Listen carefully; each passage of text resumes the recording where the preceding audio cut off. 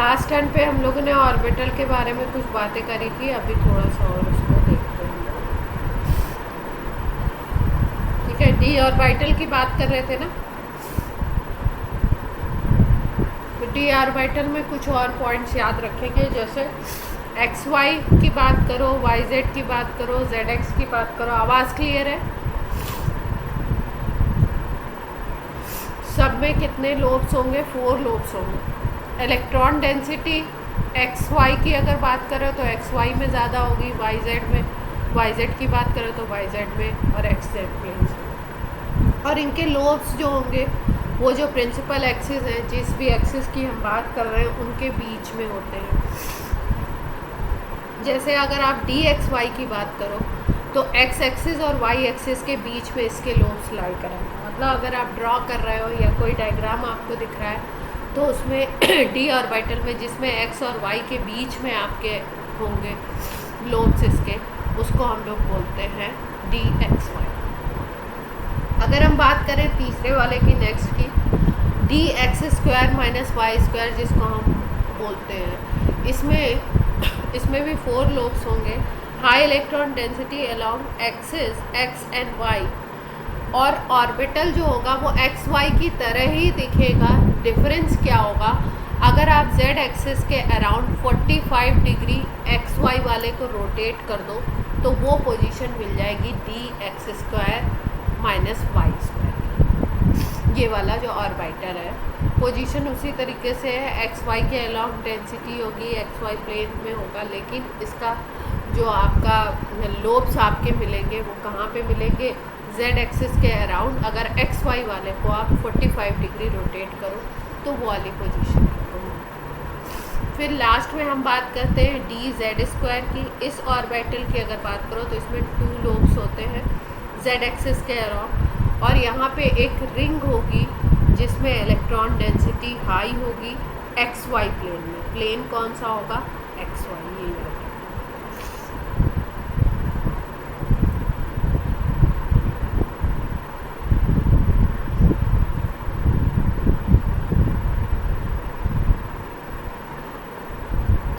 अब बात कर रहे हैं हम लोग ऑर्बिटल में। अगर आप बुक्स देखें तो बुक्स में डायग्राम में इस तरीके के कुछ लोब्स दिखाए जाते हैं। जैसे एस ऑर्बिटल की अगर बात करो तो एस में तो ऐसा ही होता है।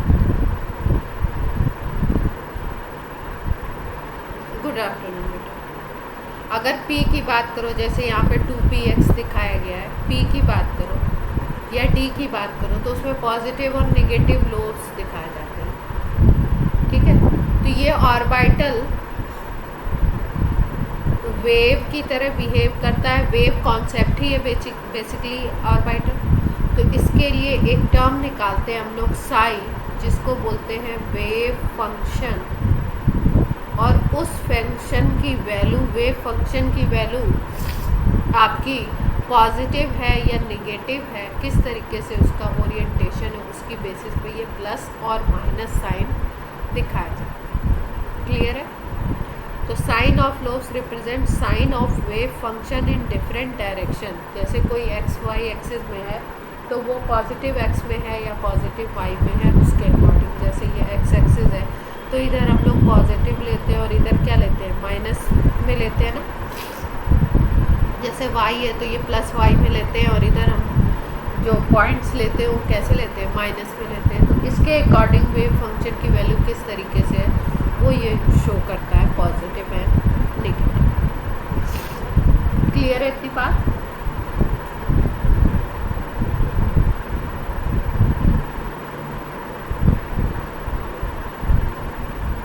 अब इसके बाद हम लोग बात कर रहे हैं क्वांटम मैकेनिकल मॉडल की। क्वांटम मैकेनिकल मॉडल में सबसे पहली बात कि भाई बोर का मॉडल डिस्कार्ड किया गया। बोर का मॉडल देता था आपको, बोर के मॉडल की अगर बात करो तो बोर का मॉडल आपको कॉर्पस्कुलर थ्योरी पे एम्फेसाइज करता था, मतलब पार्टिकल मानता था इलेक्ट्रॉन। जबकि क्वांटम मैकेनिकल मॉडल जो आया इसने क्या माना? इसको वेव नेचर को भी डिफाइन किया। और वेव नेचर को डिफ़ाइन करने के लिए दो साइंटिस्ट थे जिन्होंने बहुत ज़्यादा इस पे काम किया था। एक थे हाइजेनबर्ग, जिनका हम लोगों ने अनसर्टेनिटी प्रिंसिपल पढ़ा था कि भाई अगर किसी टाइम पे आप किसी इलेक्ट्रॉन की वेलोसिटी कैलकुलेट कर सकते हो एक्यूरेटली, तो उसकी पोजीशन एक्यूरेटली नहीं बता पाते, और अगर पोजीशन एक्यूरेटली कैलकुलेट कर लेते हो तो वेलोसिटी एक्यूरेटली नहीं बता पाते। तो ये हाइजेनबर्ग ने ये जो प्रिंसिपल दिया, इस प्रिंसिपल से जो भी इंटरप्रिटेशन निकले उनको बोर एक्सप्लेन नहीं कर पाए। वो पार्टिकल नेचर से वो चीज़ें कभी भी एक्सप्लेन नहीं हो पा रही थी। तो दो लोगों ने क्वांटम मैकेनिक्स पे काम किया, एक एर्विन स्क्रोडिंगर थे और दूसरे हाइजेनबर्ग। इन लोगों ने मिलकर के कुछ एक इक्वेशन निकाला, एक मॉडल दिया, जिसने बाकी जितने भी क्वेश्चंस थे, जैसे कि बोर मॉडल में एक क्वेश्चन उठा था कि भाई ये जो आपके एक तो ऑर्बिटल का कॉन्सेप्ट दिया इन लोगों ने, दूसरा बोर्स मॉडल में जो आपका जीमान इफेक्ट था, ठीक है, या इलेक्ट्रिक फील्ड में जो फाइन लाइंस मिलती हैं इलेक्ट्रिक फील्ड के प्रेजेंस में, या स्ट्रॉन्ग मैग्नेटिक फील्ड के प्रेजेंस में जो आपके स्पेक्ट्रम की जो लाइंस हैं वो फाइन लाइंस में डिवाइड हो जाती हैं, उन सब चीज़ों का रीज़न इनके मॉडल ने दिया और उसको हम लोग बोलते हैं वेव मैकेनिकल मॉडल। इन्होंने क्या बताया कि इलेक्ट्रॉन एक वेव की तरह बिहेव करता है और उसका 3 डायमेंशनल स्पेस में एक्स एक्सिस में, वाई एक्सिस में, जेड एक्सिस में किस तरीके का बिहेवियर है, उन सब चीज़ों को शो करते हुए एक मॉडल दिया स्क्रोडिंजर, और एक इक्वेशन दी उन्होंने। उस इक्वेशन को सॉल्व जब किया गया, उसके जब सॉल्यूशंस निकाले इन्होंने, तो एग्जैक्टली इन्होंने हाइड्रोजन के स्पेक्ट्रम की, मतलब हाइड्रोजन एटम की जो बात थी, या 1 इलेक्ट्रॉन सिस्टम की जो बातें थी, जो भी उसमें मॉडल में, बोर के मॉडल में कमियां आ रही थी, उनको सबको इन्होंने ख़त्म कर दिया। हालांकि मल्टी इलेक्ट्रॉन सिस्टम के लिए, मतलब जिसमें इलेक्ट्रॉन एक से ज़्यादा होते हैं, उनको ये बहुत अच्छे तरीके से इनकी इक्वेशन के जो सोल्यूशन निकलते हैं वो सॉल्व नहीं कर पाए, लेकिन एक एजम्पशन के तौर पे उसको एज्यूम करके यूज़ किया जा सकता है, ठीक है। और स्क्रोडिंजर की जो वेव इक्वेशन थी, उस वेव इक्वेशन के थ्रू इलेक्ट्रॉन के लिए कुछ नंबर्स निकाले गए, 3 नंबर्स निकाले गए। उन 3 नंबर्स को हम लोग नाम देते हैं क्वांटम नंबर्स।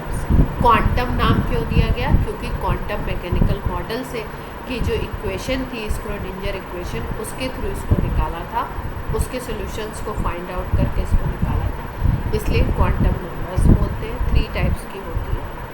क्वांटम नंबर्स के बारे में पहले से थोड़ा बता देती हूँ कि क्वांटम नंबर्स को आप कैसे समझ सकते हो। अगर हम लोग बात करें किसी का कंप्लीट एड्रेस बताना, ठीक है, जैसे सपोज हमने बोला कि लक्ष्य जो है वो आपका इंडिया में रहता है, ठीक है। अब आप लक्ष्य नाम के बच्चे को ढूंढने चलो पूरे इंडिया में, तो कितनी प्रॉब्लम हो जाएगी, ढूंढते रह जाएंगे। सबको आवाज़ प्रॉपर आ रही है? ठीक है, लक्ष्य को सर्च करना है, फिर उसके बाद अब बोल दिया गया कि भाई लक्ष्य इंडिया में तो है, लेकिन कहाँ पे? उत्तर प्रदेश में है, ठीक है, यूपी में है। आपको एक स्टेट बता दिया गया, चलो भाई अब यूपी भी बहुत बड़ा है, यूपी में भी नहीं ढूंढ सकते, तो भाई अब बता दिया गया कि मान लो कानपुर में है, सपोज उसको प्लेस बता दिया गया कि कानपुर। अब कानपुर में भी ऐसे भी बहुत थोड़ा मुश्किल होगा ढूंढना कि भाई इतनी सारी कॉलोनीज़ हैं, इतने सारे एरियाज़ हैं, कहाँ पे लक्ष्य ढूंढना। तो फिर उसके बाद उसके लिए एक और नंबर बताया गया कि भाई ये कॉलोनी में रहते हैं, फिर उसके बाद कॉलोनी में हाउस नंबर बता दिया गया। तो इस तरीके से जो फुल एड्रेस है, कंप्लीट इन्फॉर्मेशन है लक्ष्य के बारे में, वो पूरी स्टेप बाय स्टेप दे दी गई। तो हम क्या कर सकते हैं? लक्ष्य को फाइंड आउट कर सकते हैं कि भाई इस मकान में, इस कॉलोनी के इस मकान नंबर में लक्ष्य रहता है। उसी तरीके से इलेक्ट्रॉन के लिए भी ये जो 3 नंबर्स निकाले गए, ये 3 नंबर्स इलेक्ट्रॉन का कंप्लीट एड्रेस बताते हैं। कंप्लीट एड्रेस मतलब वो किस एनर्जी लेवल में होगा, वो अगर मूव कर रहा है तो किस तरीके से मूव करेगा, उसकी रेडियस क्या होगी, उसकी वेलोसिटी क्या होगी। अगर स्ट्रॉन्ग मैग्नेटिक फील्ड हम लोग लगाते हैं तो उस इलेक्ट्रॉन का स्ट्रॉन्ग मैग्नेटिक फील्ड में ओरिएंटेशन क्या होगा, मतलब जैसे मैग्नेटिक फील्ड की जो डायरेक्शन है वो उस डायरेक्शन में मूव करेगा या उसके अपोजिट डायरेक्शन में मूव करेगा। ये सारी बातों की इंफॉर्मेशन हमें कहाँ से मिली? स्क्रोडिंजर वेव इक्वेशन से 3 नंबर्स निकाले गए किसी भी इलेक्ट्रॉन के लिए, और वो 3 नंबर्स को हम लोग बोलते हैं क्वांटम नंबर्स। उनको निकालना सीखेंगे हम लोग। क्वांटम मैकेनिकल मॉडल का वैसे कोई काम नहीं है अपने को, मतलब, लेकिन क्वांटम नंबर्स इम्पॉर्टेंट टॉपिक है। दूसरी चीज़, क्वांटम मैकेनिकल मॉडल के जो भी बेसिक पोस्टुलेट थे वो काफ़ी टफ थे, और उनका डेरिवेशन वगैरह हायर क्लासेस में हम लोग पढ़ते, छोटी क्लास में 11th-12th में ज़रूरत नहीं पड़ती, लेकिन जानना बहुत ज़रूरी है। क्यों? क्योंकि ऑर्बिटल कॉन्सेप्ट ही एग्जैक्ट कॉन्सेप्ट, ठीक है। बोर ने बता दिया, पिछले बहुत सारे साइंटिस्ट ने बताया, लेकिन जो सारी चीज़ें इलेक्ट्रॉन के बारे में उनको एक्सप्लेन जो किया जाता है वो किससे किया जाता है? ऑर्बिटल कॉन्सेप्ट से। और ऑर्बिटल का कॉन्सेप्ट इसी मॉडल से आया था, क्वांटम मैकेनिक्स। इतनी बात क्लियर है?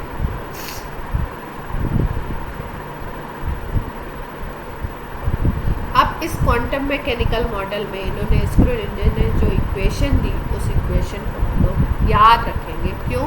क्योंकि कभी कभी ऑप्शंस में इक्वेशन बना करके किसी टर्म को पूछ सकते हैं। जैसे यहाँ पे एक ये टर्म दिया हुआ साई, इसको हम लोग बोलते हैं वेव फंक्शन। इलेक्ट्रॉन जो वेव बना रहा है, वेव फंक्शन, और ये होता है उस वेव का एम्पलीट्यूड। जब एक्स एक्सिस के अराउंड लेंगे तो उसको फिर एक्स एक्सिस के अराउंड देखेंगे तो उसका एक्स कंपोनेंट लेंगे, वाई एक्सिस के अराउंड उसका वाई कंपोनेंट, जेड एक्सिस के अराउंड उसका जेड कंपोनेंट लेंगे।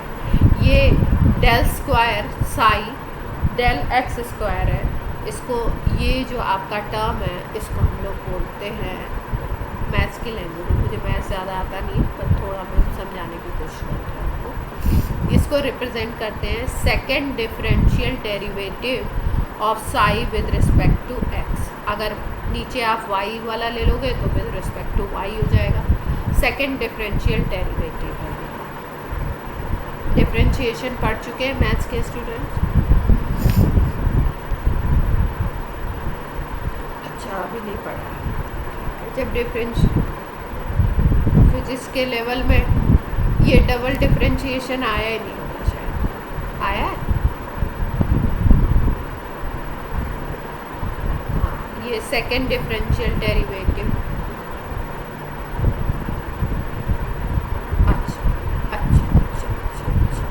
देखो, डिफरेंशिएशन में हम लोग क्या करते हैं? डिफरेंशिएशन में अगर हम बात करें तो कोई छोटा सा टर्म होता है, ठीक है। जैसे हम लोग सिंपल वे में अगर समझे, हमको निकालना है एक्सेलरेशन, तो हम क्या करते हैं? Delta we by delta T ऐसे निकालते हैं, ठीक है।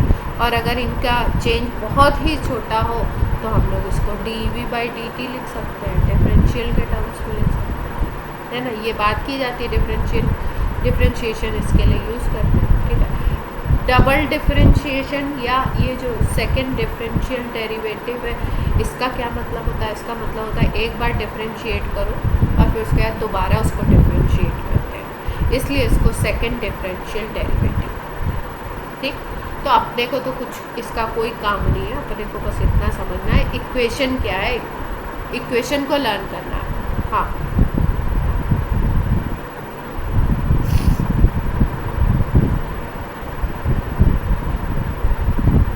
हाँ, उसको रिप्रेजेंट करने के लिए, ठीक है।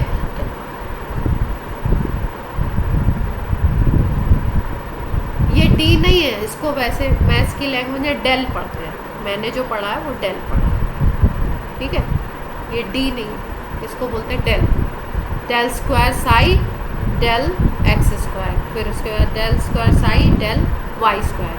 इसको आपको बस याद रखना है और कोई काम नहीं है इसका। इसमें m है आपका मास ऑफ इलेक्ट्रॉन, h हमें पता है प्लैंक कांस्टेंट होता है, E अगर बात करें तो टोटल एनर्जी ऑफ इलेक्ट्रॉन होता है, V होती है पोटेंशियल एनर्जी, और बाकी आपको पता है साई को हम बोलेंगे वेव फंक्शन और इसको एम्पलीट्यूड ऑफ वेव बोलेंगे। जिस भी कोऑर्डिनेट के अकॉर्डिंग होगा उसके वैल्यू को यूज़ करके डबल डिफरेंशिएशन लगाया गया है। और इस इक्वेशन में राइट हैंड साइड में क्या आता है, 0। अगर इनका सब डबल डिफरेंशियल डेरिवेटिव निकालते हैं तो क्या आती है इसकी वैल्यू, ऐड करने पे 0। क्लियर है इतनी बात?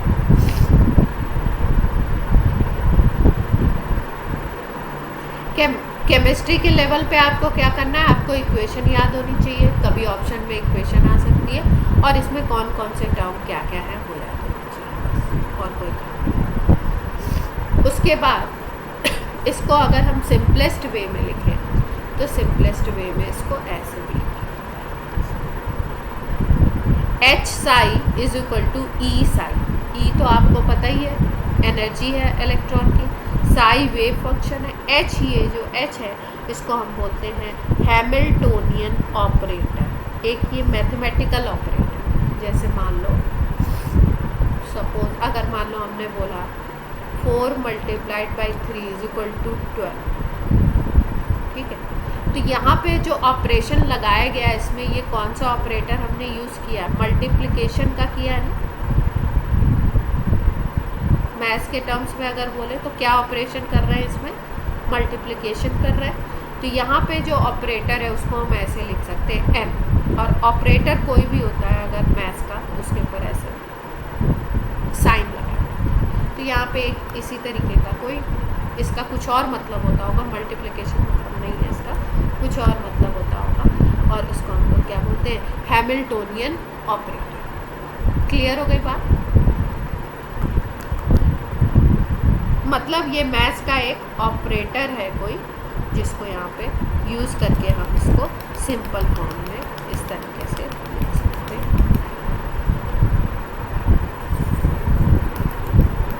अब आगे हम लोग बात करते हैं, मुद्दे की बात पे आ जाते हैं कि ये जो इक्वेशन थी ये इक्वेशन हाइड्रोजन के लिए सॉल्व की गई और हाइड्रोजन के लिए जो एनर्जी निकाली गई इलेक्ट्रॉन की उससे शेल की एनर्जी निकली, मतलब कौन कौन से शेल में एनर्जी क्या क्या होगी वो बात की, ठीक है। मतलब शेल की एनर्जी बता सकते हैं, शेल में रेडियस क्या होगा इलेक्ट्रॉन का वो सब बता सकते हैं। ये सारी वैल्यूज़ निकाली गई और जितनी भी पॉसिबल एनर्जी स्टेट्स हो सकती हैं हाइड्रोजन के लिए वो निकाला गया, उनका एनर्जी निकाला गया, उनको एक नया टर्म नाम दिया गया। नया टर्म उनको क्या बोला, आइगन वैल्यूज। एनर्जी जो निकाली गई डिफरेंट एनर्जी लेवल्स की, डिफरेंट एनर्जी स्टेट्स की हाइड्रोजन के लिए, उनको नाम दिया गया आइगन वैल्यूज। फिर ये इक्वेशन के बारे में बता चुके हैं कि मल्टी इलेक्ट्रॉन सिस्टम के लिए अच्छे तरीके से सॉल्व नहीं की गई थी। बाद में अप्रॉक्सीमेशन लेके हम इसको यूज़ कर सकते हैं, यूज़ किया जाता है, लेकिन वैसे मल्टी इलेक्ट्रॉन सिस्टम के लिए ये अप्लाई नहीं की गई थी, पूरे तरीके से सॉल्व नहीं किया गया था इसको केवल हाइड्रोजन एटम के लिए या सिंगल इलेक्ट्रॉन सिस्टम के लिए अप्लाई किया जाता था या किया गया था। अब एक टर्म निकालते हैं हम लोग, वेव फंक्शन मैंने साई बताया, साई मॉड स्क्वायर अगर हम कर दें तो इस टर्म को हम बोलते हैं प्रोबेबिलिटी डेंसिटी। मतलब वो कौन सा वॉल्यूम होगा, वो कौन सा एरिया होगा जिसमें कि आपका इलेक्ट्रॉन के पाए जाने की पॉसिबिलिटी मैक्सिमम होगी, उसको हम बोलते हैं साई स्क्वायर से डिनोट करते हैं। और साई की जो भी वैल्यू हो, साई की वैल्यू पॉजिटिव भी हो सकती है, नेगेटिव भी हो सकती है। तो पॉजिटिव नेगेटिव जो भी वैल्यूज़ हैं अगर हम उसका मॉड लेकर के स्क्वायर कर देते हैं तो उसको प्रोबेबिलिटी डेंसिटी टर्म कहते हैं। ये बताता है intensity of electron at any point, और ये हमेशा क्या होगा भाई, प्लस हो माइनस हो, अगर आपने मॉड लेके स्क्वायर कर दिया या किसी भी टर्म का अगर वो प्लस है माइनस है अगर आप स्क्वायर कर देते हो तो क्या वैल्यू आ जाती है, वो हमेशा पॉजिटिव आ जाएगी।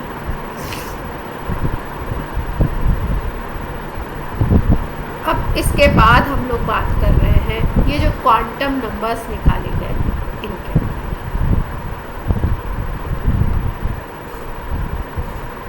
ठीक है। तो ये quantum numbers electron quantum mechanical model से जो निकाले गए थे वो थे आपके प्रिंसिपल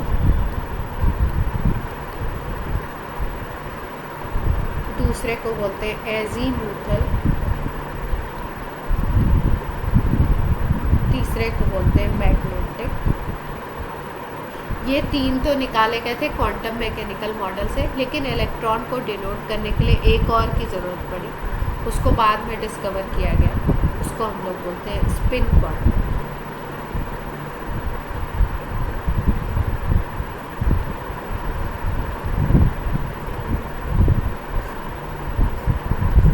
ये इम्पॉर्टेंट है, ये पूछा जाता है। ये प्रिंसिपल क्वांटम नंबर को नील्स बोर ने डिस्कवर किया था, और इसको हम n से डिनोट करते हैं। ये बताता है शेल नंबर या एनर्जी लेवल या एनर्जी स्टेट, किस एनर्जी स्टेट में इलेक्ट्रॉन है। अगर आपको किसी इलेक्ट्रॉन का प्रिंसिपल क्वांटम नंबर पता है तो इसका मतलब आपको ये पता है कि कौन से शेल में है। सपोज़ n की वैल्यू 1 है, तो आप क्या बताओगे कि अगर प्रिंसिपल क्वांटम नंबर 1 है, इसका मतलब वो इलेक्ट्रॉन कौन से शेल में है, फर्स्ट शेल में। क्लियर हुई बात। दूसरा होता है एजीमुथल क्वांटम नंबर। ये आया था सोमरफेल्ड के कॉन्सेप्ट से, और इसको हम लोग डिनोट करते हैं L से। ये इंफॉर्मेशन देता है सब शेल के।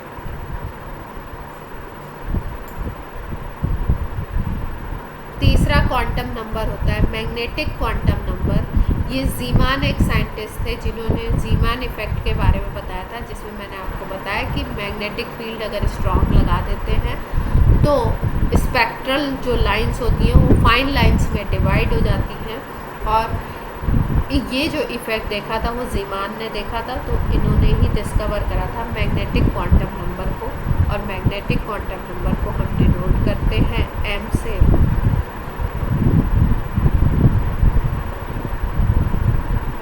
और ये आपका बताता है ओरिएंटेशन ऑफ ऑर्बिट। अभी एक एक चीज़ का मतलब मैं समझाती हूँ। चौथा जो डिस्कवर किया गया, जो बाद में डिस्कवर किया गया, उसको बोलते हैं स्पिन क्वांटम नंबर। s से डिनोट करते हैं। इसकी वैल्यूज़ केवल होती हैं +½ या -½ अब ये जो स्पिन वर्ड आया, स्पिन का क्या मतलब है भाई? पहले बताया जा रहा था कि न्यूक्लियस के चारों तरफ, ये मान लो न्यूक्लियस है, तो इसके चारों तरफ इलेक्ट्रॉन ऐसे चक्कर लगाता है आपका, यही बात हो रही थी, ठीक है। लेकिन स्पिन क्वांटम नंबर का जब कॉन्सेप्ट आया तो उसमें क्या बताया गया, क्या देखा गया, मतलब इलेक्ट्रॉन को एग्जैक्टली कि भाई इलेक्ट्रॉन न्यूक्लियस के चारों तरफ इस तरीके से चक्कर तो लगाता है, ये बात तो सही है आपकी, लेकिन इलेक्ट्रॉन अपनी एक्सिस पे भी रिवॉल्व करता है। उन एक्सिस पे भी क्या करता है, रिवॉल्व करता है। कैसे? दो तरीके से, दो तरीके हैं इसके। कभी तो ये क्लॉकवाइज घूमता है और कभी anti clockwise. Clockwise anti clockwise समझते हैं सब लोग?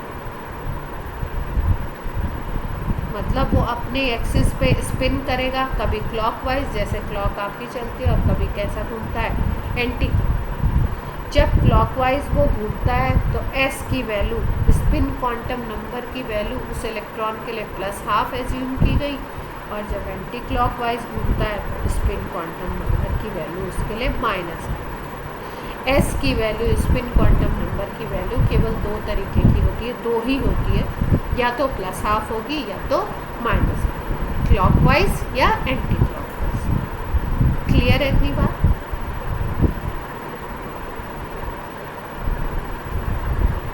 उसके बाद अगर हम प्रिंसिपल क्वांटम नंबर की बात करते हैं तो सबसे पहला इंफॉर्मेशन शेल पता लग गया हमको। Shell number = principal quantum number. Principal quantum number अगर पता लग गया तो भाई n की वैल्यू पता है। अगर आपको एटम आपको पता है, इसका मतलब z की वैल्यू अगर आपको पता है, कौन से एटम की बात हो रही है, तो हम लोग एनर्जी निकाल सकते हैं। उसकी एनर्जी के बारे में हम प्रेडिक्ट कर सकते हैं कॉन्सेप्ट फॉर्मूला से। बोर ने पहले दे ही दिया था ये फॉर्मूला।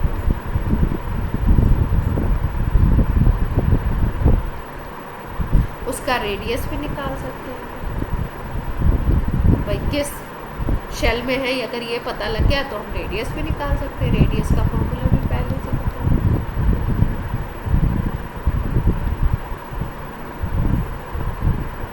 0.0529 होता है, 0.529।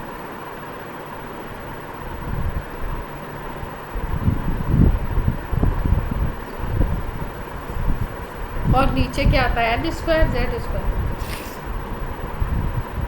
आई थिंक ये आता है।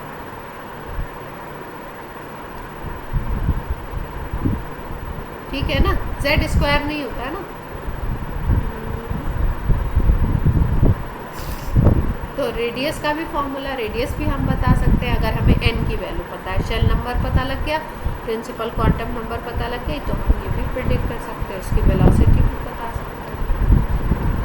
क्या वेलोसिटी का भी फॉर्मूला पता है। रोटेशन में आपकी फ्रीक्वेंसी भी बता सकते हो, उसका टाइम पीरियड भी बता सकते हो। ये सारी इन्फॉर्मेशन आपको मिल जाएगी अगर आपको प्रिंसिपल क्वांटम नंबर पता है। प्रिंसिपल क्वांटम नंबर से क्या पता लगा कि कौन से शेल में है, उसकी एनर्जी क्या है, उसका रेडियस क्या है, उसकी वेलोसिटी क्या है, उसकी फ्रीक्वेंसी क्या है, उसका टाइम पीरियड क्या है। ये सारी चीज़ें हम पता लगा सकते हैं। क्लियर।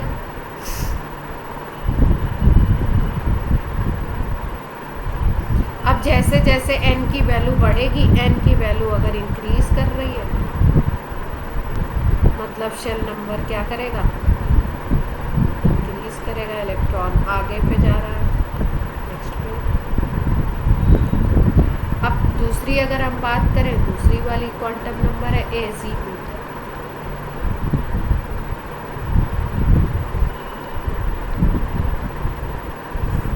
और अगर हम लोग इस क्वांटम नंबर के अकॉर्डिंग, प्रिंसिपल क्वांटम नंबर के अकॉर्डिंग अगर हम लोग निकालना चाहें एंगुलर मोमेंटम, तो वो भी निकाल सकते हैं। क्योंकि इसके लिए भी तो कंडीशन दे दी थी नील्स बोर ने, NH/2। यही तो था, MVR = NH/2। उस electron n principal quantum number है, ये आपको पता लगा।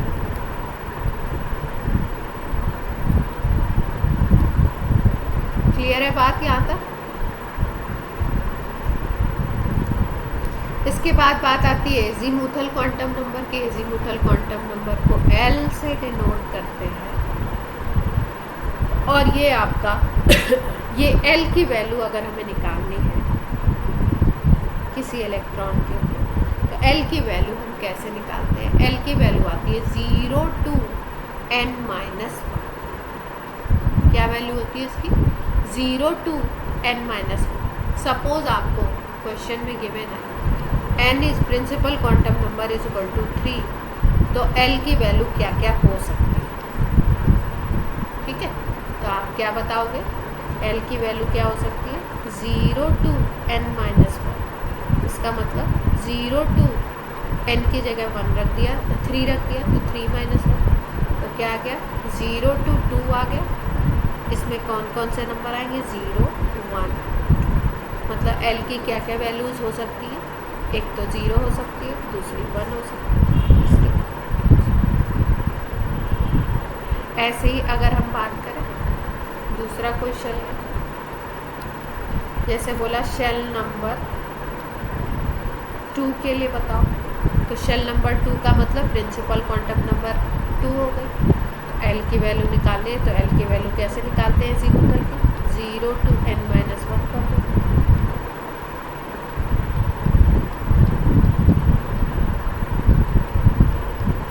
कौन कौन सी वैल्यूज होंगी L की, एक तो 0 होगी, कौन सी होगी। कितनी बात क्लियर है।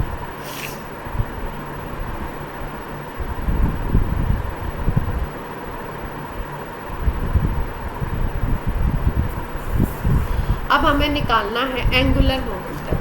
एंगुलर मोमेंटम अगर निकालना है और हमें एल की वैल्यू पता है तो हम कैसे एल इज गिवन, मतलब एजीमुथल क्वांटम नंबर अगर आपको पता है तो आप निकाल सकते हो ऑर्बिटल एंगुलर मोमेंटम, और इसकी वैल्यू आती है h/2π। यहाँ पे हमने क्या यूज़ किया था इसके पहले वाले में, h/2π multiplied by n principal quantum. यहाँ से हमें मिला था एंगुलर। अब अगर आपको एक नया टर्म निकालना है ऑर्बिटल एंगुलर मोमेंटम, तो आप करोगे h/2π मल्टीप्लाइड बाय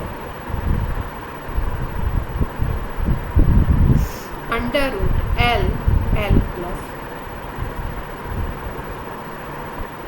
ठीक है। जैसे मान लो आपको क्वेश्चन में गिवन है L = 3 है, ठीक है।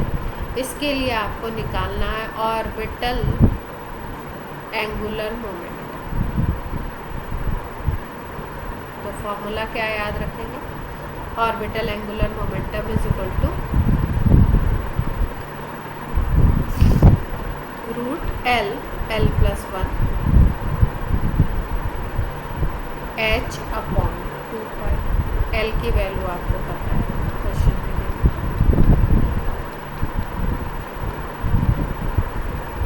ये क्या आ गया 3 मल्टीप्लाइड बाई 4 12 आ गया। ऑर्बिटल एंगुलर मोमेंटम ये आ जाए। सबको क्लियर है?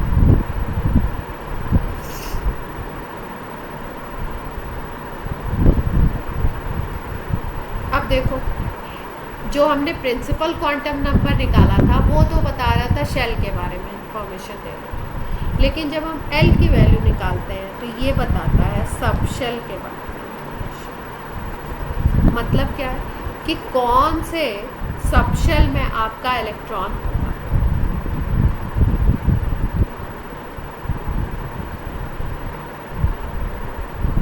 सब शेल हमने कौन कौन से बताए थे, एस बताया था, पी बताया था, डी बताया था, एफ बताया था, और ब्यूटिंग जी ब्यूटिंग। तो इसके लिए क्या क्या एल की वैल्यूज आएंगी, हम कैसे पहचानेंगे कौन सा सब शेल। तो इसके लिए हम लोग को याद रखना पड़ेगा कि भाई अगर एल की वैल्यू आती है हमारी 0 सपोज, तो इसमें हम सब शेल बोलेंगे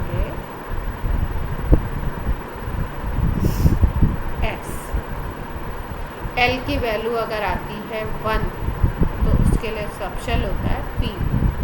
एल की वैल्यू अगर 2 आती है तो उसके लिए सब शेल होता है D। एल की वैल्यू 3 होती है तो इसके लिए होता है F। अगर आगे जाएं एल की वैल्यू 4 तक ले तो इसके लिए सब शेल होता है कौन सा, क्लियर है बात। शेल नंबर तो सीधे सीधे ऐसे ही याद रखते हैं, और सब शेल कैसे याद रखते हैं, एल की जो वैल्यूज़ है उसके अकॉर्डिंग। अगर 0 है एल तो सब शेल एस है, 1 है तो पी, 2 है तो डी, और 3 है तो एफ, फिर उसके बाद 4 है तो आपका जी। इसके बारे में कौन बताएगा, एल की वैल्यू हमें बताएगी कि इलेक्ट्रॉन कौन से सब शेल में है।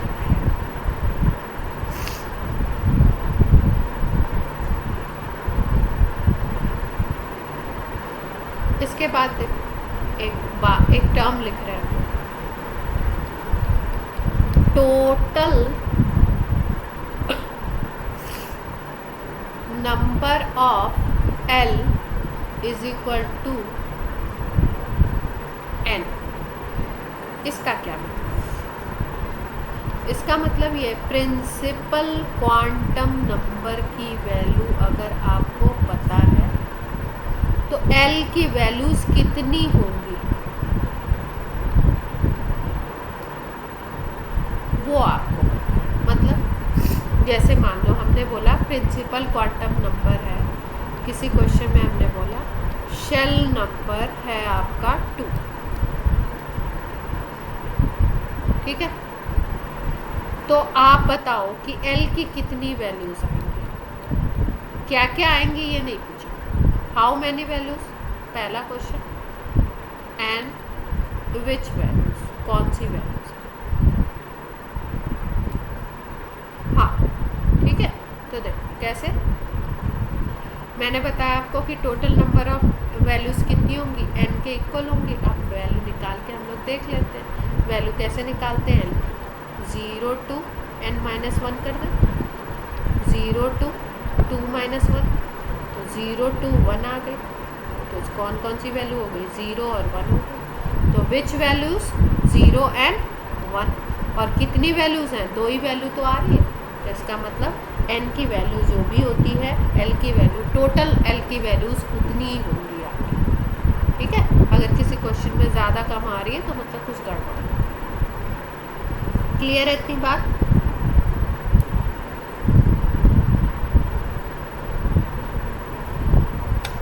ठीक है, तो L की वैल्यू से हमें पता लगा कि सबशेल कौन सा है, और उसके अकॉर्डिंग हम शेप भी बता सकते हैं कि भाई कैसा शेप होगा इसका। आपको पता है स्फेरिकल होगा, इसमें जो ऑर्बिटल्स, P का कैसा होता है, डबल, D का कैसा होता है, डबल, और F का क्या करते हैं, डिफाइन नहीं करते, कॉम्प्लेक्स होता है, बेसिकली इनडिफाइन नहीं लिखते, कॉम्प्लेक्स। G के बारे में भी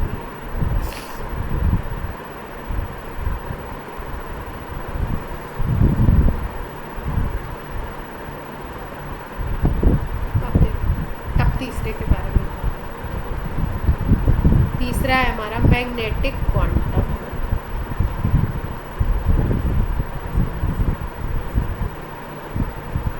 डिनोट करेंगे m से, जैसा नेम से पता चल रहा है, m से डिनोट करते हैं इसको। इसकी जो वैल्यूज निकाली जाती है वो निकालते हैं -L to +L इंक्लूडिंग 0 को इंक्लूड करते हुए। अगर L की वैल्यू आपको पता है तो M की वैल्यू आप निकाल सकते हैं। कैसे कैसे, सपोज आपको क्वेश्चन में गिवन है L इज इक्वल टू 4 दिया, ठीक है, तो M की क्या क्या वैल्यूज होंगी देखते हैं। -L to +L होगा, और बीच में 0 भी लेना है आपको, तो क्या लिख सकते हैं, -4 to +4, इंक्लूड किसको करना है, 0। तो जब इसकी वैल्यूज़ लिखेंगे तो हम ऐसे -4, -3, -2, -1, 0 इंक्लूड कर दिया, +1, +2, +3, +4, ऐसे।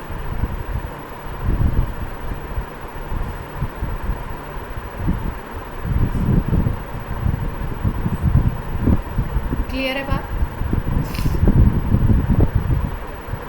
अब यही वैल्यू अगर n की हम 3 कर देते तो ये -4 वाला टर्म हट जाता, -3, -2, -1, 0, 1, 2, 3 आ जाता। अब यही अगर आप L की वैल्यू 0 ले लो,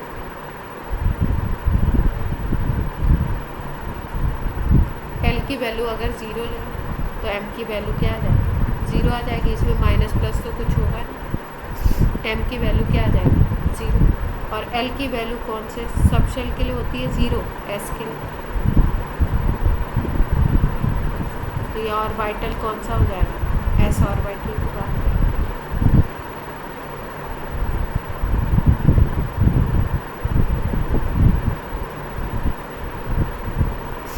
अब देखो कैसे हम पहचानेंगे किसके लिए M की वैल्यू क्या है। जैसे कि हमने बताया था S ऑर्बिटल है आपका, P है, D है, S में आपका एक ही ऑर्बिटल होता है, P में अगर हम लोग ब्लॉक बनाते हैं तो इसको ऐसे 3 ब्लॉक्स होते हैं जिसको हम नाम देते हैं Px, Py और Pz। D को अगर हम दिखाते हैं तो D में कितने तरीके के ऑर्बिटल्स पढ़े थे हम लोगों ने, 5 टाइप्स के पढ़े थे। dxy था, dyz था, dzx था, dx² - y² था, और आपका कौन सा था, dz²। ये पढ़े थे हमने।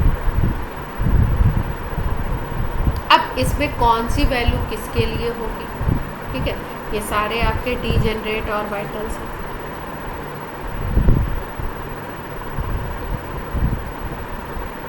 डीजेनरेट ऑर्बिटल्स का क्या मतलब हुआ कि इनकी एनर्जी क्या है, सेम इन तीनों की एनर्जी सेम होगी और इन तीनों की, ये तीनों डीजेनरेट, पांचों डीजेनरेट हैं और ये तीनों एक दूसरे के डीजेनरेट, ठीक है। इसमें से जो आपका PZ वाला होता है, इसके लिए वैल्यू ली जाती है 0, PX के लिए वैल्यू ली जाती है -1, PY के लिए वैल्यू ली जाती है +1। ये किसकी वैल्यूज है, M की।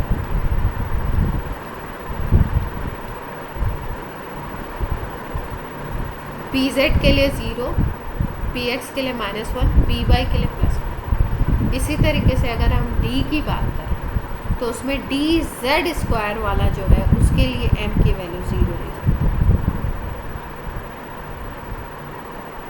ठीक है। अब हम लोग कुछ क्वेश्चंस करते हैं, इसके लिए भी बता दें।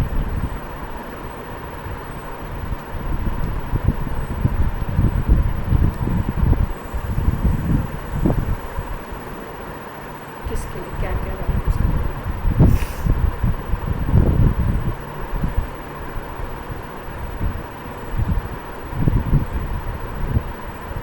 अब क्वेश्चन कैसे आएगा, क्वांटम नंबर निकालने के लिए।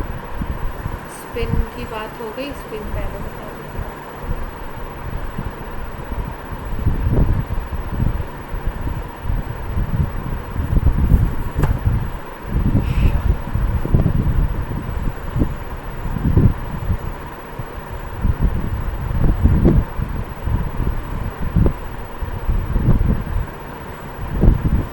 स्पिन क्वांटम नंबर के बारे में पहले बताया था आपको। तो यहाँ पे अगर हमें निकालना हो, एक और चीज़ ध्यान रखेंगे, वैसे ज़रूरत नहीं पड़ती है। स्पिन एंगुलर मोमेंटम अगर निकालना तब कैसे निकालते हैं, इसमें आपका फॉर्मूला आ जाता है h/2π, तो कॉमन है सबके फॉर्मूला, s प्लस मतलब s की वैल्यू।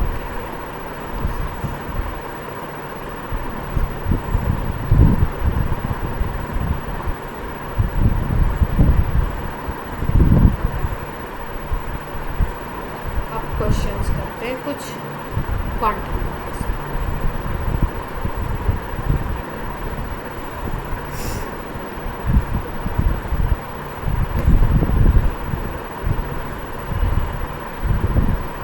शेल नंबर 3 के मैंने, ठीक है, आपको निकालना है L, M और S, ये सबकी वैल्यूज कैसे निकाल सकते हैं।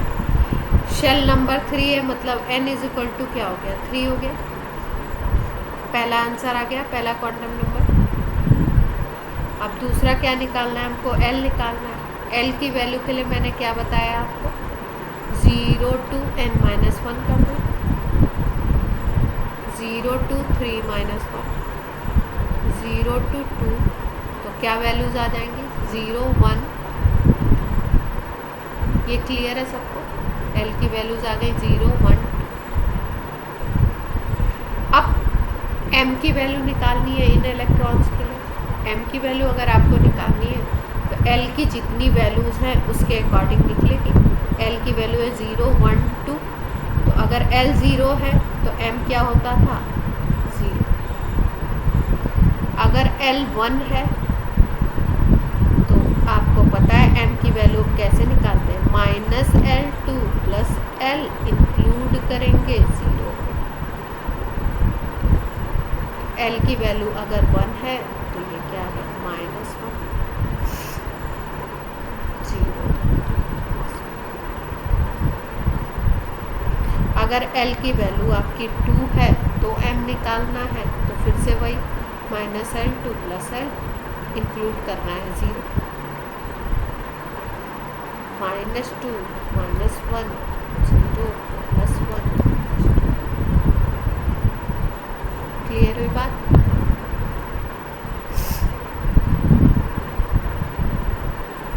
इसका मतलब शेल नंबर 3 की बात की थी हमने। शेल नंबर 3 में n इज इक्वल टू, तो 3 होगा, जितने इलेक्ट्रॉन इसमें होंगे सबके लिए n होगा 3। दूसरा l क्या क्या हो सकता है? l आपका हो सकता है 0 1 2। m की अगर बात करो तो m की बहुत सारी वैल्यूज़ आ रही हैं, 0 भी आ रही है, -2 भी आ रही है, -1 भी आ रही है, +1 भी आ रही है, +2 भी आ रही है। और अगर हम s की बात करें तो s आपको पता है दो ही तरीके का होता है। कुछ इलेक्ट्रॉन ऐसे होंगे जिनका +½ होगा और कुछ ऐसे होंगे जिनका माइनस।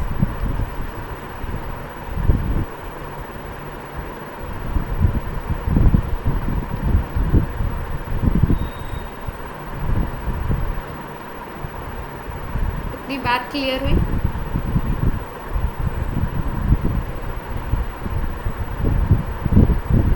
अब थोड़ा सा और स्पेसिफिक क्वेश्चन करते हैं। ये तो बहुत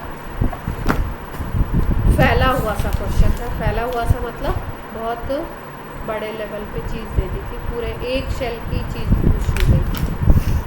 अब हम लोग करते हैं थोड़ा सा, जैसे मान लो कि आपको क्वेश्चन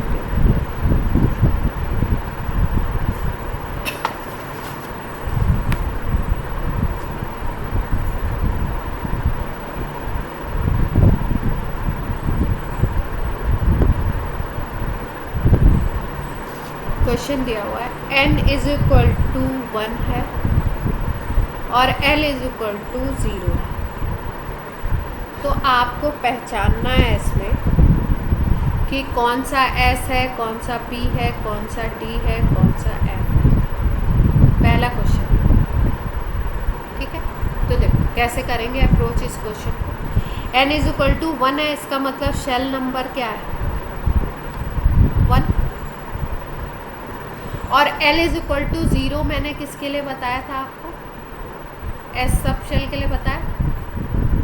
इसका मतलब ये जो सब शेल है इसका नाम क्या होगा? 1s। आपको बताना है कौन सा ऐसा सब शेल है जिसके लिए n इज इक्वल टू 1 होगा और l इज इक्वल टू 0 होगा। तो हमने कैसे बताया? n वाला जो नंबर प्रिंसिपल क्वांटम नंबर होता है वो आगे की तरफ आ जाता है और l के अकॉर्डिंग जो भी आपका ये हम लोग साइन प्रोड्यूस करते हैं s p d f g जो भी, वो यहाँ पे आ जाएगा। तो l इज इक्वल टू 0 था तो उसके लिए s लिख दिया आपने और शेल नंबर क्या लिख दिया? अब इसका दूसरा पार्ट है। किसी को कहीं पे कोई बात क्लियर नहीं हो तो वो फटाफट पूछ लो वहीं पे। जैसे ही दूसरा क्वेश्चन है ये। अब इसके लिए बताना है कि आप कौन से सब शेल की बात कर रहे हो। अगर n इज इक्वल टू 3 दिया है और l इज इक्वल टू 2 दिया है तो n 3 है, इसका मतलब आगे नंबर कौन सा आएगा? 3। और l इज इक्वल टू 2 है तो आपको बताया था l 0 है तो s लिखते हैं, l 1 है तो p लिखते हैं और l 2 है तो d की बात हो रही है, l 3 है तो f की बात हो रही है। तो यहाँ पे 2 है तो d की बात हो रही है। तो यहाँ पे क्या लिखेंगे? 3d।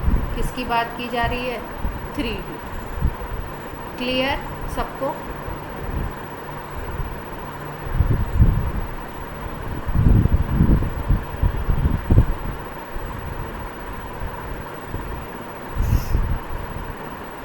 अब एक क्वेश्चन किस तरीके से दिए जाते हैं, कोई ऑर्बिटल लिख देंगे, जैसे मान लो ऐसे लिख दिया 3d6 लिख दिया, ठीक है।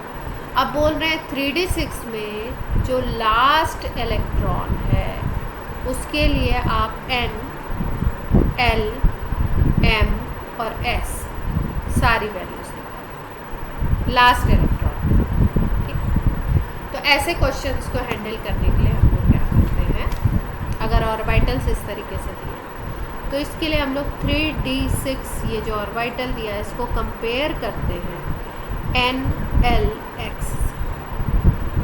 n आपको पता है क्या है? Principal quantum number.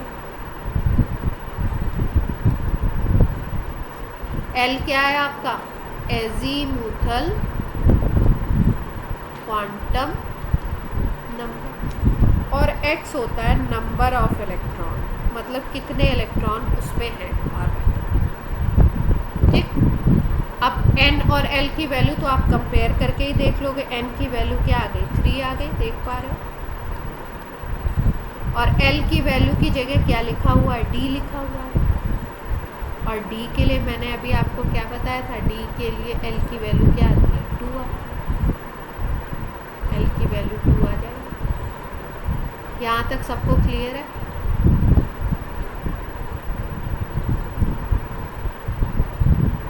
ठीक है, अब l की वैल्यू 2 आ गई। l की वैल्यू 2 आ गई तो अब हमें m निकालना है। तो m की वैल्यू हम लोग कैसे देखते थे, m की वैल्यू हम देखते थे -L2 + L, इंक्लूड करते हैं 0। तो लिख देते हैं भाई क्या क्या हो सकती है, -2 -1 0 +1 +2, यही तो हो सकती है। ठीक है, लेकिन ये जितने भी 6 के 6 इलेक्ट्रॉन भरे हुए हैं उन सब के लिए, तो अब हमें करना क्या पड़ता है, देखो d के 5 ऑर्बिटल्स होते हैं, ये 5 ऑर्बिटल्स को शो कर रहा है। d में 5 ऑर्बिटल्स होते हैं, तो 5 हम लोग लिख सकते हैं। ठीक है, और यहाँ पे लिखते हैं -2, इसके ऊपर m की वैल्यूज लिखी जाती है। m की वैल्यू हमारी थी -2 -1 0 +1 +2। और यहाँ पे d में इलेक्ट्रॉन देखो कितने दिख रहे हैं हमको, 6 दिख रहा है ना, 6 इलेक्ट्रॉन। तो 6 इलेक्ट्रॉन को भरते हैं, फिल करते हैं।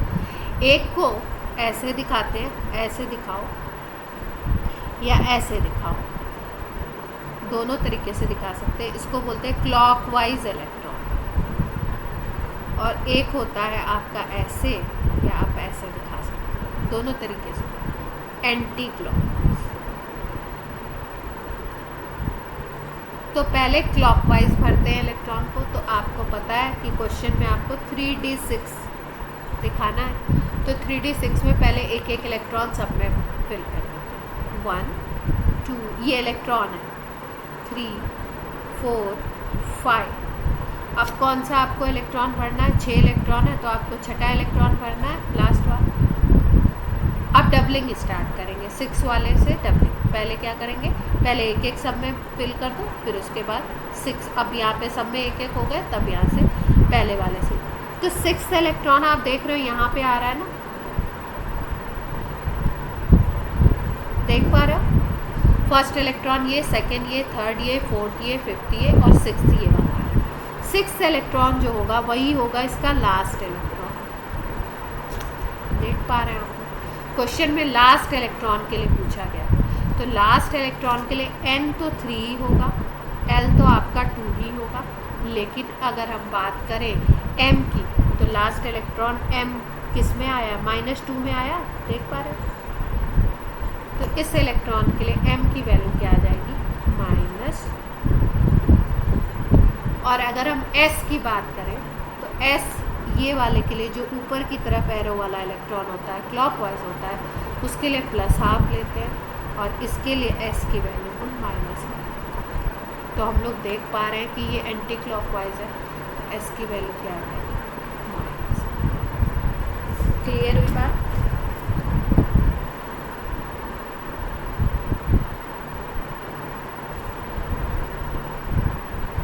ठीक है, तो अगर लैंग्वेज में हम लिखें इसके बारे में तो क्या लिख सकते हैं,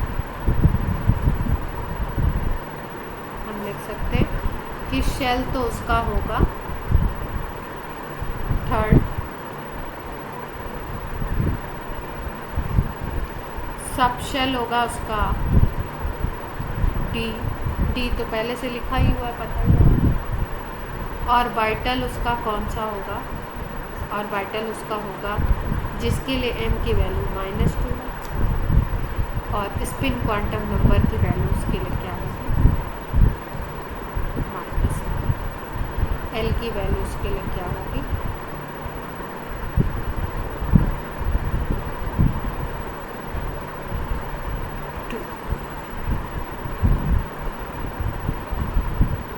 n की वैल्यू क्या होगी,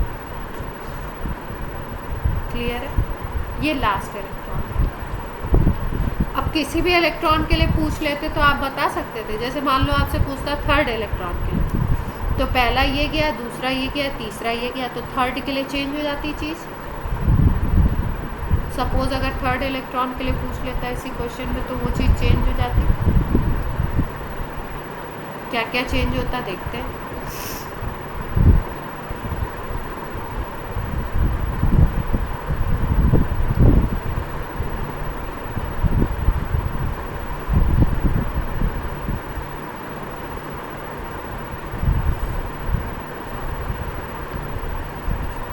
थर्ड इलेक्ट्रॉन के लिए अगर पूछ देते तो आपके डी में 5 थे, 1 2 3 4 5 6, 3d6 फिल करना था। एन तो यही होगा सेम टू सेम 3, एल क्या होगा आपका 2। और अगर हम बात करें तो थर्ड इलेक्ट्रॉन कहाँ पे जा रहा है, ये पहला है, ये दूसरा है, ये तीसरा है। थर्ड इलेक्ट्रॉन के लिए पूछ रहे हैं, तो थर्ड के लिए m की वैल्यू 0 दिख रही है आपको, और क्लॉकवाइज है तो s की वैल्यू क्या आ जाएगी प्लस। ऐसे क्वेश्चन कर लेंगे।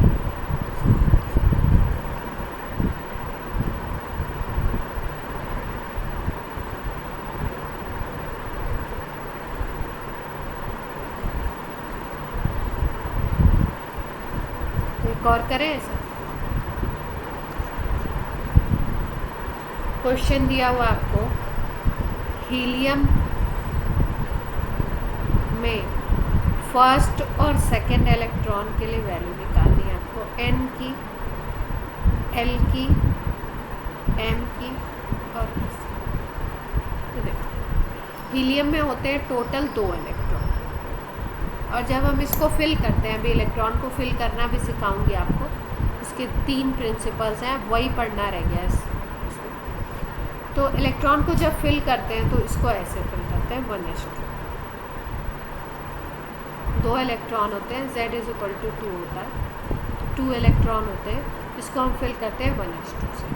ठीक है, अब आपको पता है कि s ऑर्बिटल में, ये s में ऑर्बिटल होते हैं 1, p में 3 होते हैं, s में केवल 1, p में 3, px py pz नाम है जिनके, d में 5 हो गए आपके, dxy dyz dzx और dx² - y² और dz², और f में 7 होता है। तो ऐसे हमको याद रखना है। तो z अगर 2 है तो उसको इलेक्ट्रॉन फिलिंग हम करते हैं 1:2 से, और इसको एक ब्लॉक में 2 इलेक्ट्रॉन अपने को डालने हैं, तो पहले एक किया, फिर उसके बाद दूसरा, ऐसे। तो हीलियम के लिए ये बात।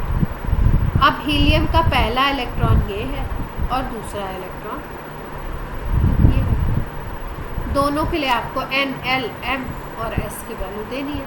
तो s की वैल्यू तो यहीं से पता चल गई, पहले इलेक्ट्रॉन के लिए +½ हो जाएगा, और दूसरे वाले के लिए क्या आ जाएगी, s की वैल्यू -1। इसमें किसी को कोई दिक्कत हो तो बताओ।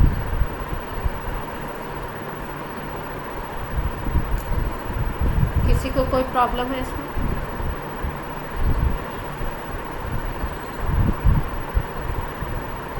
s की वैल्यू हमने पहले निकाल ली, पहले के लिए भी, दूसरे के लिए। ठीक, अब हमें पता है कि जो ऑर्बिटल यहाँ पे लिखा होता है उसको हम ऐसे लिखते हैं, n-lx से कंपेयर करते हैं। तो यहाँ से अगर n-lx देखो तो n आ गया आपका 1, ये दोनों इलेक्ट्रॉन के लिए 1 होगा, और l अगर देखो तो l s है, और s के लिए l की वैल्यू होती है 0, मतलब l की वैल्यू भी 0 होगी। अब l अगर 0 है तो m की वैल्यू क्या आई थी, 0। इसमें +1 -1 ऐसा प्लस माइनस तो कर नहीं सकते, +0 -0, तो केवल 0 है, m की वैल्यू 0 आ गई। अब आप देख रहे हो ये वाला इलेक्ट्रॉन भी m 0 में है, और ये वाला इलेक्ट्रॉन भी m 0, मतलब इसके लिए m की वैल्यू 0 और इसके लिए भी 1, n की वैल्यू इसके लिए भी 1, इसके लिए भी 1, l की वैल्यू इसके लिए भी 0। आंसर आ गया, ये पहले के लिए, क्लियर है बात?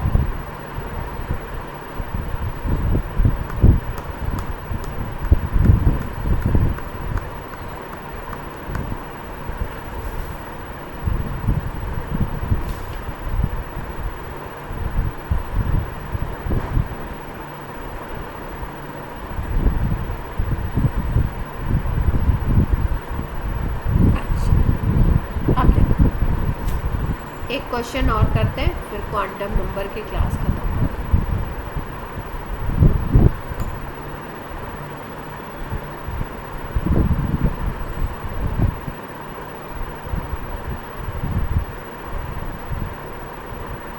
सबको क्लियर हो रहा है? आयुष, हेमांग, विदुषी, विकास क्लियर हो रहा है? आप लोगों ने तो पहले पढ़ा भी होगा, ठीक है। अब देखो, जैसे क्वेश्चन क्या है, क्वेश्चन है आपका कि कुछ ऑप्शंस आपको गिवन है और आपको पूछ रहे हैं कि कौन सा पॉसिबल नहीं है। तो यानी आपको ऑप्शन चेक करते हैं। पहला ऑप्शन है, देखो इस तरीके से, n is equal to 0 given है, l is equal to 0 given है, m इज इक्वल टू, कभी कभी m को ml भी लिखते हैं, ml इज इक्वल टू 0 है और ms is equal to plus.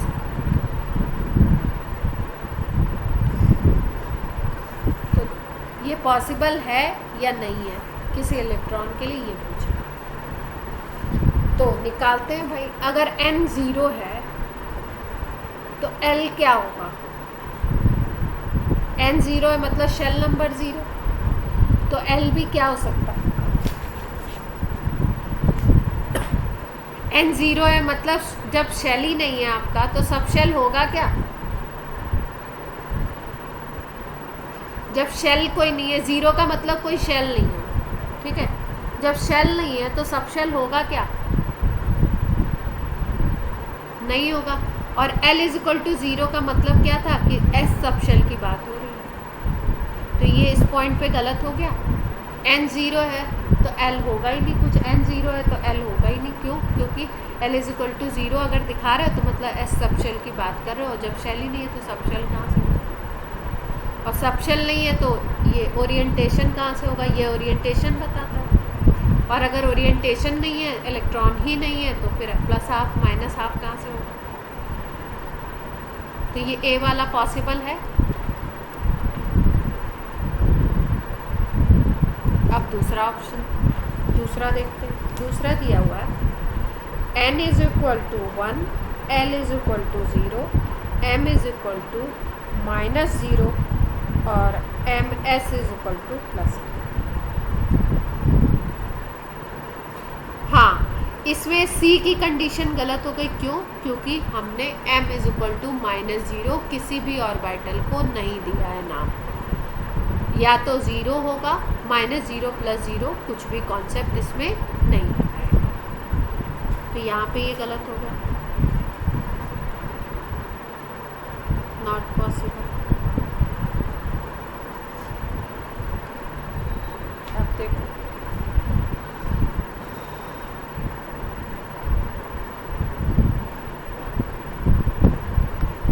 n is equal to 0, n is equal to 1, l is equal to 0, m is equal to 0, s is equal to plus. ये shell number पहली है तो l क्या होगा? l क्या होता है? 0 to n - 1, इसका मतलब 0 to 1 - 1, यानी 0 to 0, 0 to 0 कुछ नहीं होता, 0। तो अगर n 1 है तो l 0 हो सकता है, और l 0 होता है तो m 0 ही होता है, और अगर m 0 है मतलब एक ही ऑर्बिटल है तो उसमें 2 इलेक्ट्रॉन हो सकते हैं, पॉसिबिलिटी तो है। एक का प्लस हाफ भी हो सकता है और दूसरे का माइनस हाफ भी हो सकता है, तो ये पॉसिबिलिटी भी है, तो यानी चारों सेट हो सकते हैं।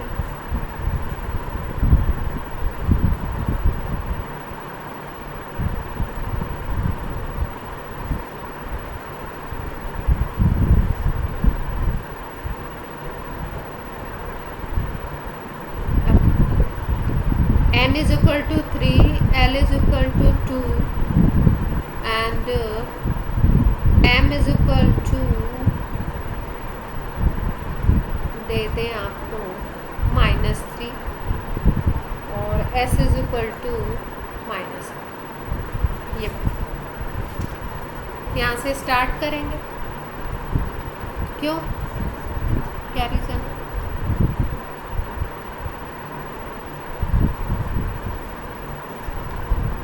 हाँ सही है, सही बताया आपने। n इज इक्वल टू 3 है तो l क्या क्या हो सकता है? l हो सकता है आपका, l होता है 0 to n-1, तो 0 to 3-1, 0 to 2, तो क्या क्या हो सकता है? 0 1 2 l हो सकता है, तो भाई 2 है, चलो भाई पॉसिबिलिटी तो है, मैच कर रही पॉसिबिलिटी। अब अगर आप l की वैल्यू आपकी 0 है तो m 0 होगा, अगर 1 है तो -1 0 +1 होगा, अगर 2 है तो -2 -1 0 +1 +2 हो सकता है। -3 की पॉसिबिलिटी तो m की कहीं पे भी नहीं दिख रही है। अगर 0 था तो 0, 1 था l तो -1 0 +1, 2 था तो -2 -1 0 +1 +2, यहाँ पे s की वैल्यू हो सकती है भाई, इसके लिए +½ -½ यहाँ पे +½ -2 इलेक्ट्रॉन होंगे, एक का +½ एक का -½ इसमें भी इसी तरीके से तो ये भी पॉसिबल है, ये भी पॉसिबल है, ये भी पॉसिबल है, लेकिन ये गलत हो गया, इसलिए ये क्या हो गया। सबको क्लियर है?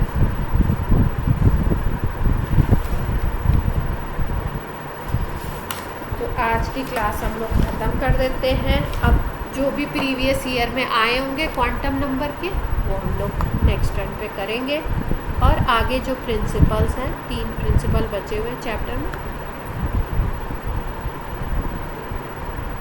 ठीक है। चलो बच्चा पार्टी, बाय बाय।